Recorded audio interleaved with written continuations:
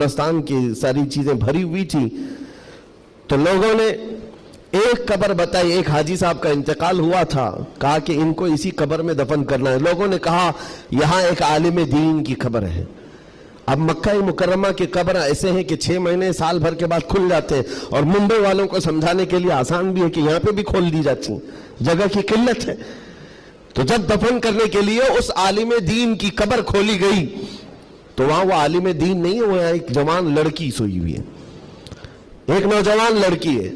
तो जो जनाजे में आए हुए थे उनमें एक हाजी ने कहा, मैं तो इस लड़की को पहचानता हूं, ये अरब की नहीं है, मक्का की नहीं, ये फ्रांस की रहने वाली और क्रिश्चियन लड़की है, ये ईसाई लड़की है। कहा ये कैसे हो सकता है, नामुमकिन है। घर सारे लोगों को जो खबर थी वो एक अच्छे आलिम दीन की खबर थी, यहां एक दूसरी लड़की कैसे दफन है। तो ये हंगामा हुआ, बात फैल गई। उसके बाद तहकीक करने लगे, जो उलमा तक बात गई तो उलमा ने कहा कि अगर ये जो बंदा कह रहा है कि ये फ्रांस की रहने वाली, यूरोप की रहने वाली लड़की यहां पर है, तो मालूम करते हैं कि वहां हकीकत में ये लड़की, इसकी शक्ल। तो कुछ लोग एक वफद की शक्ल में यूरोप गए हैं उस हाजी साहब के साथ, जिन्होंने ये पता बताया था ये लड़की को मैं जानता हूं। जा करके उसके घर मालूम किया कि क्या तुम्हारे घर में फलां फलां शक्ल की ये लड़की थी? कहा हाँ, इंतकाल हुआ था, चंद ही महीने हुए इंतकाल हुआ है।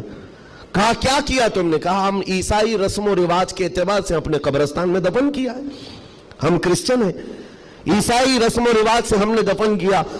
तो जो गया था वफ्द, उसने पूछा कि कुछ उसकी अजीब चीजें थी? तो लोगों ने कहा कि हाँ एक चीज थी, हमें अंदाजा हो गया था कि वो इस्लाम ला चुकी थी, हमने उसको मारा तोड़ा, बहुत कुछ किया है। तो फिर ये बात खबर फैली उस लड़की के इस्लाम लाने की, तो मकामी उलमा को पूछा गया। एक आलिम दीन ने कहा हाँ वो लड़की दिलो जान से इस्लाम को कबूल करती थी और प्यारे हबीब सल्लल्लाहु अलैहि वसल्लम से बेपनाह मोहब्बत करती थी, और घर वालों के जुल्म और सितम को सह न सकी, जान दे गई और मर गई। लेकिन हम मजबूर थे, घर वालों से हम कुछ नहीं कर सकते थे।